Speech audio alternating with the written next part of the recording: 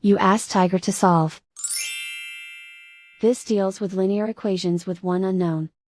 The final result is b equals negative 35/13. Let's solve it step by step. Simplify the expression. Expand the parentheses. Simplify the arithmetic. Multiply the coefficients. Group all b terms on the left side of the equation. Add 8b to both sides.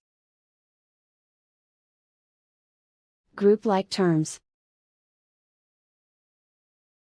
Simplify the arithmetic.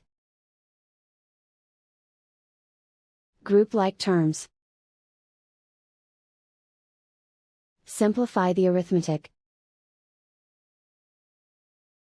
Group all constants on the right side of the equation.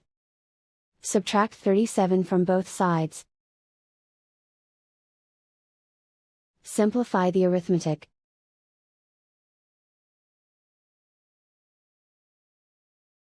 Isolate the b. Divide both sides by 13. Simplify the fraction. And so the final result is b equals negative 35/13.